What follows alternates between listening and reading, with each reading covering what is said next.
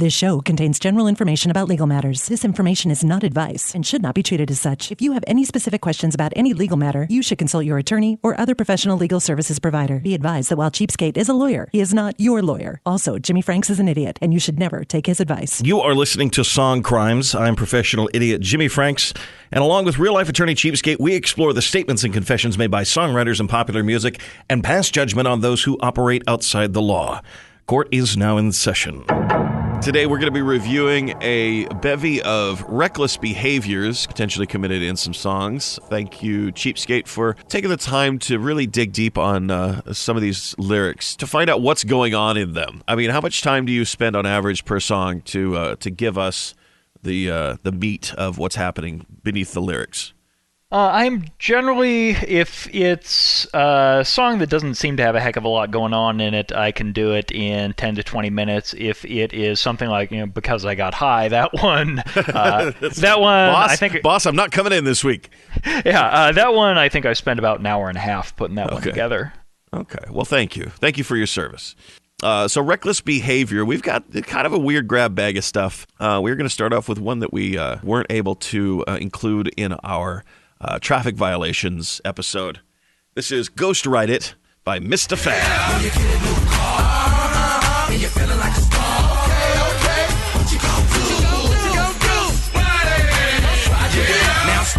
So this is a song about ghost riding. If you're not familiar with that term, it is when a person will get out of their car while it is moving and either walk along beside it, dance along beside it, or in some cases get on top of the car. But first, I guess we should figure out where this ghost riding is occurring. Mr. Fab is from the Bay Area, so we are in California, which is the American Singapore. You should presume everything is illegal unless you're told otherwise. That said, the issue here is when you bust somebody for violating a traffic offense, you are normally busting the driver.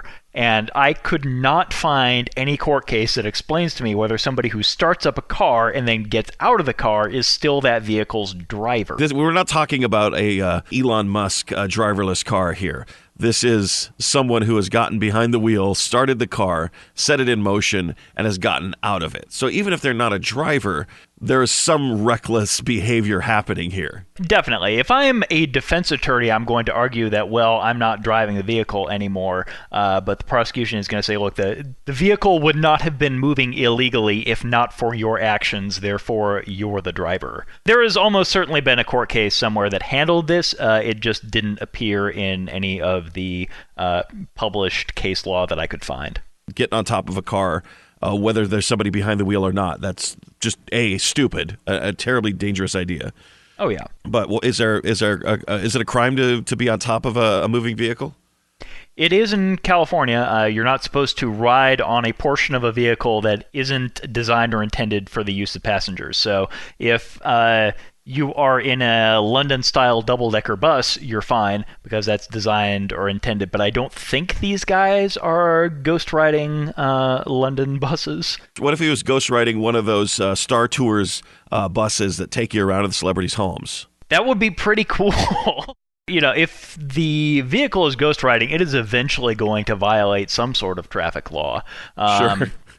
But most of the traffic laws only apply on public roads. So my advice for Mr. Fab, which is not legal advice for any of you listening to this podcast because I'm not licensed in California and most likely not where you live, do it in a parking lot.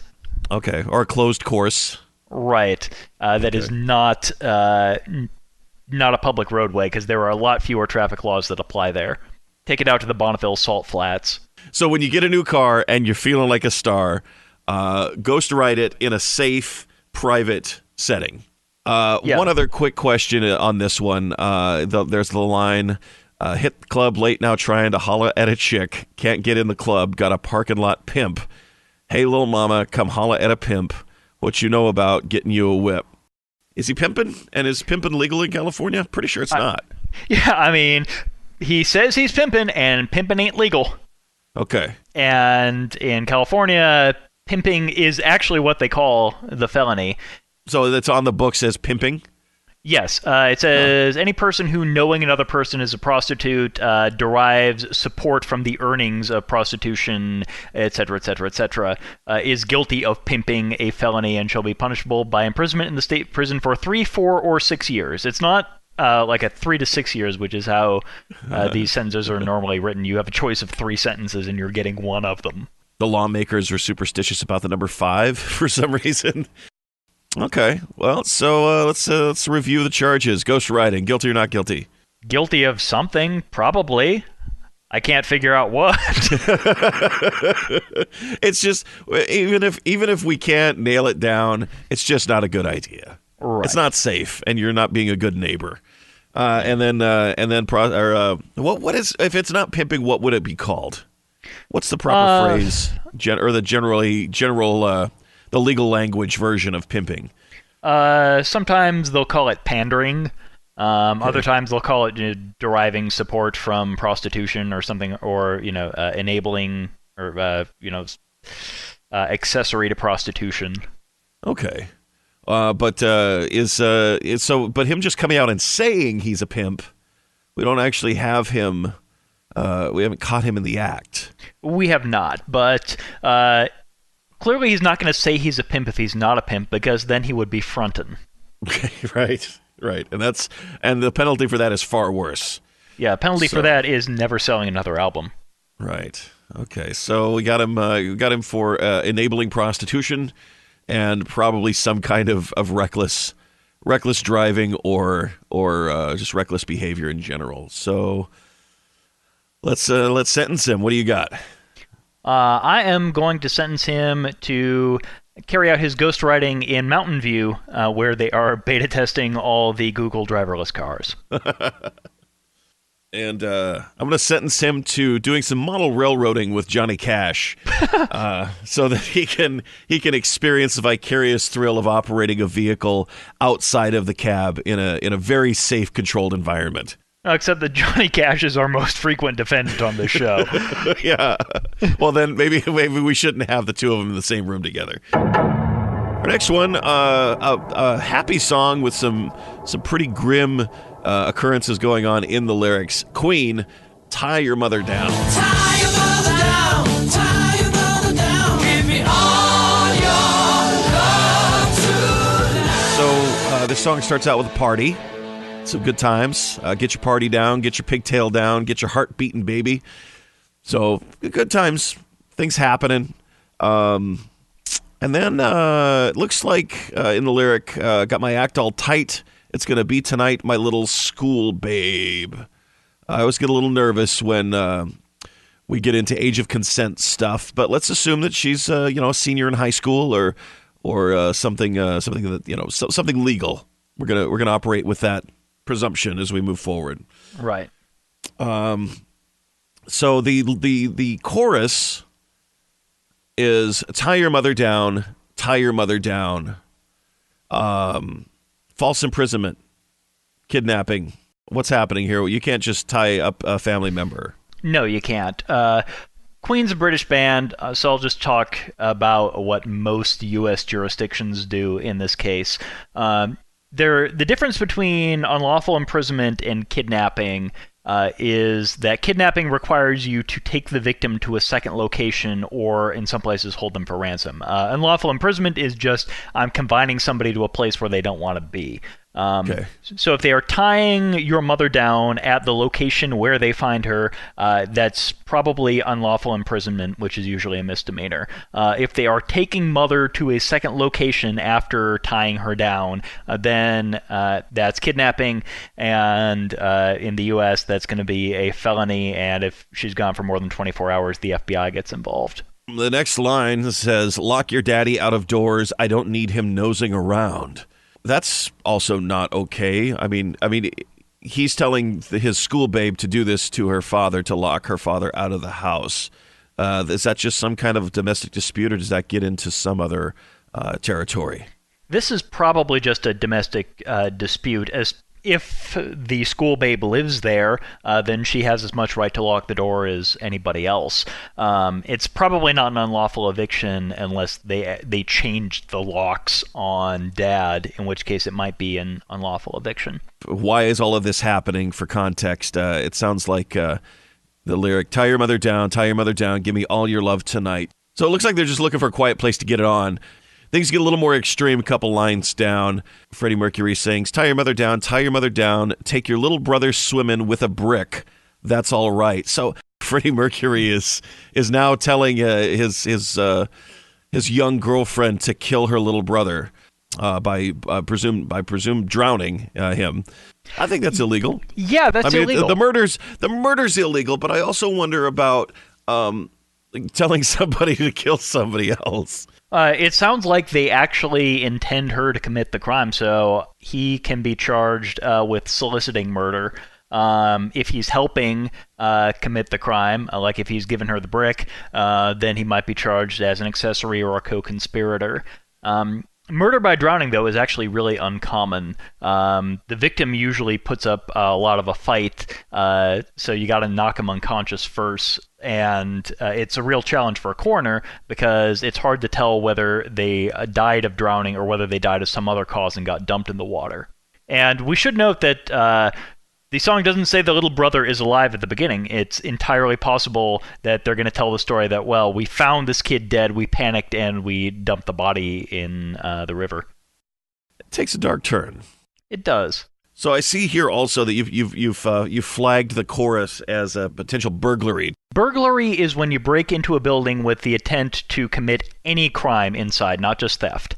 And it doesn't have to be forceful breaking and entering either. It's just, think of it like breaking the plane to the goal line in football. If you are entering the building without the building owner's permission to be there, and you have the intent to commit a crime inside, that's burglary. So if Freddy is entering the house without permission with the intent to tie your mother down, lock your daddy out of doors, then you can get him for burglary. Review the charges real quick. Kidnapping or false imprisonment. It's one or the other. Depends on where the mother tying is occurring. Burglary, guilty or not guilty? Guilty. Encouraging his young school babe to murder her brother. If it hasn't actually happened yet, it's really unhealthy controlling behavior on the part of the boyfriend. Yeah, this is one of those things that we call an inchoate offense, which is when you're working with somebody else to commit the crime, and he's looking at severe penalties for that. Well, I sentence. If we got to get these kids apart, probably, but let's just give them the benefit of the doubt that this is all metaphor. Then I sentence Freddie Mercury and his school babe to maybe practicing their night moves in the back alley or the trusty woods. A lot safer. Instead of committing grievous harm on the family of his girlfriend, just to have a quiet place to fool around. Yeah, I'm going to sentence Freddy to domestic violence intervention program. He has some really unhealthy expectations for this relationship that he's got to get corrected on. But I think this is something that you suggested really early on when we started talking about doing the show. The Digital Underground Humpty Dance. The Humpty Dance is your chance to do the hump. Come on. Do the Humpty Hump. Come on, do the Humpty Hump. All right, stop what you're doing, because we're about to ruin this song for you. Now, gather around. I'm the new fool in town, and my sound's laid down by the underground.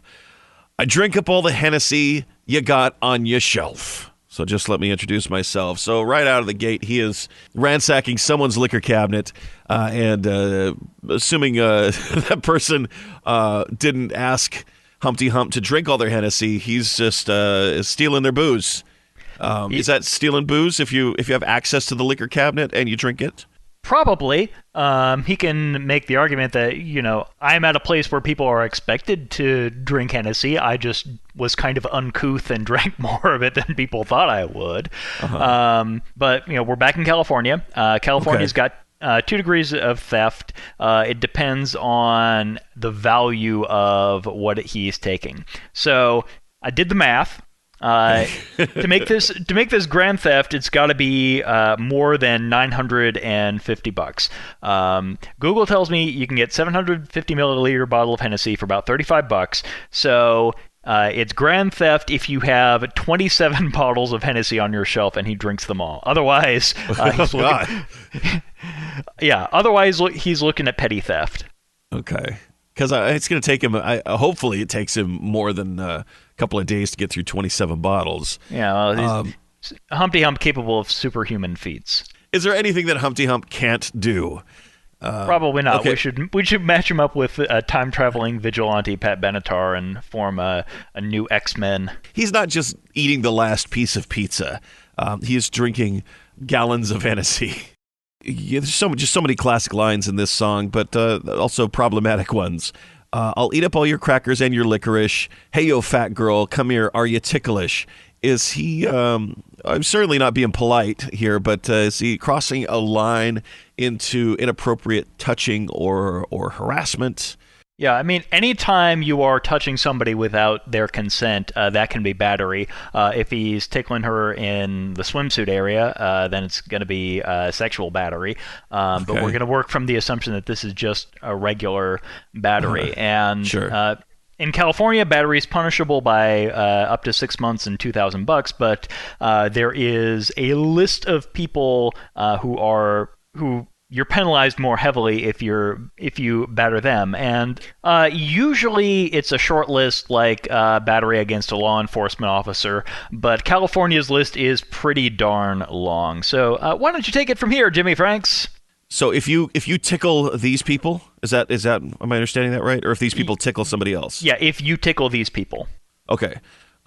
Peace officer, custodial officer, firefighter, emergency medical technician, lifeguard, security officer, custody assistant, process server, traffic officer, code enforcement officer, animal control officer, search and rescue member, non-sworn employee of a probation department, physician, nurse, elder or dependent adult, an operator, driver or passenger on a bus, taxicab, streetcar, cable car, trackless trolley, gondola or other motor vehicle, station agent, ticket agent, school employee, highway worker, juror, referee,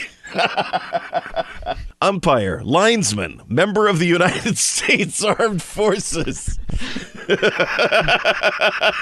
fraternity or sorority pledge.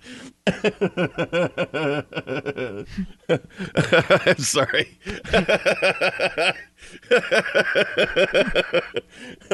Okay. Fraternity or sorority pledge, or you could get your degree. You can major in business management or accounting. That is a extensive and esoteric list of people. It raises more questions than it answers. I definitely don't want to tickle somebody who's operating a gondola that you're riding on. Right. Who is also a member of the U.S. Armed Forces. Right. Our secret military weapon is our gondola service. Yeah, and its Achilles heel is being tickled while operating. Okay, that's bonkers. Okay, so let's next line here. I called you fat. Look at me, I'm skinny. It never stopped me from getting busy. I'm a freak. I like the girls with the boom. I once got busy in a Burger King bathroom. Public sex, not okay. Yeah, California, as far as I can tell, bans public sex under the same statute that bans live sex shows. This is knowingly engaging or participating in obscene live conduct before an assembly or audience consisting of at least one person or spectator in any public place. If they're doing this and nobody watches, they're fine, but the minute somebody walks in, then they have committed a misdemeanor. There is an affirmative defense to that. After they have charged him with the crime, he can offer the affirmative defense that his actions are justified by legitimate scientific or educational reasons. What?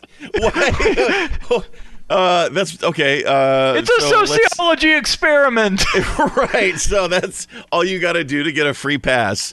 It's for science. Yeah, well, yeah, so he's you're got doing it in a lab coat with a clipboard. You're safe. if you prove to the satisfaction of a jury that you were, in fact, committing an act of science rather than an act of public lewdness, you're good. Okay. I love this song so much. I get laid by the ladies. You know I'm in charge. Both how I'm living and my nose is large. I get stupid. I shoot an arrow like Cupid. Shooting an arrow in the public. And I'm assuming when he says shooting it like Cupid, he means aiming for a person's heart. Definitely not okay to shoot a projectile at someone's heart. Maybe we can expand on this a little bit. Yeah, this is most likely going to be assault with a deadly weapon because... Of course it is. Yeah, because arrows can kill people. Now, if he just kind of shoots it at no one in particular, he might be fine. Okay. California, most of their weapon offenses specify a weapon, and that weapon is usually a firearm. Like, discharging a firearm is an offense no matter how you do it, unless, sporting event or some long list of things. Discharging an arrow is not a big deal if you're not aiming at somebody. So he's pulling like a Henry Wadsworth Longfellow, just shooting it into the air. Right, or archery exhibition or what have you. But California's brandishing law does apply to any deadly weapon. So if he is exhibiting his bow and arrow in a rude, angry, or threatening manner, then you might be able to get him for brandishing. Okay. Well, I don't feel like that's Humpty's game. He's all about the love, not the hate. Yeah, the only people he has been rude or threatened to in this song are the rappers in the top 10, he has asked politely, though, please allow me to bump thee. Yes. And then finally, we've got maybe some more inappropriate touching where he's encouraging other people to be more like him. He's the one. He should say, I sang on Do What You Like, and if you missed it, I'm the one who said, just grab him in the biscuits. And I'm assuming he's not talking about one of those bags of the Hawaiian rolls. He's actually inciting sexual assault by asking somebody to grab someone else in the buns. Yeah, so in most cases, and I have to keep saying most cases with California because they love to add these exceptions. See the military gondola bit, right? If you're grabbing the biscuits, that's going to be sexual battery. That's a misdemeanor, up to 6 months jail and a $2,000 fine. And then Californians who are encouraging a crime or get someone drunk for the purpose of causing them to commit a crime are punished in the same way as if they had committed the crime themselves.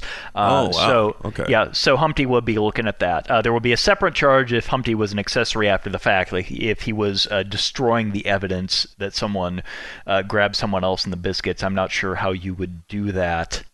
Mm-hmm. Well, it's just like he is. It would seem to be the Charles Manson of biscuit grabbing. Yeah, where he's exhibiting his Svengali-like influence over the residents of California to grab some biscuits. Okay, a lot of stuff. Let's review the charges. Hennessy theft. Most likely guilty of petty theft here. If he survives the alcohol poisoning, right. Drinking 27 bottles. Inappropriate touching of a dog catcher who is pledging for a fraternity. Yeah, assuming it's just some random fat girl and not one of the long list of special exceptions, he's looking at a relatively small sentence, but if it is... or a baseball umpire who's serving on a jury. Yeah. We'll post this list in the show notes. The elder or dependent lifeguard. It's the later seasons of Baywatch. Public sex in the bathroom. Most definitely guilty. The minute somebody walks in, he's guilty unless he has been ordered to do so by UC Berkeley. Shooting an arrow in public. Right, if he's doing it like Cupid and aiming at the heart, he is guilty of assault and or battery with a deadly weapon. And inciting sexual assault? Probably guilty here. I really wanted to sentence Humpty Hump to something, but he's just so damn charismatic that I was swayed by his charisma, and I let him off the hook. I'm going to let him walk because he's just so awesome. You are a warm-hearted guy, whereas I am the hanging judge of this show. Okay. He makes a call out to Samoans later on in the song, and I sentence Humpty Hump to find out what happens when you try and tickle a Samoan girl with 7 or 8 of her brothers standing right beside her. Thanks to our announcer, Deb Slater. And if there's a song you'd like us to feature, send your song ideas to songcrimes@gmail.com. If you like the songs you hear, buy them on iTunes or wherever you get digital music, or even better, support your local independent music store. And if you like the rest of the show, please subscribe, rate, review, and all the stuff you're supposed to do on the internet. And definitely tell your friends about the show. And as always, don't do anything stupid, but if you do, keep your mouth shut. Court is adjourned. Would you like to go undercover to fight discrimination? If so, you can become a fair housing tester. Find your local fair housing organization at nationalfairhousing.org.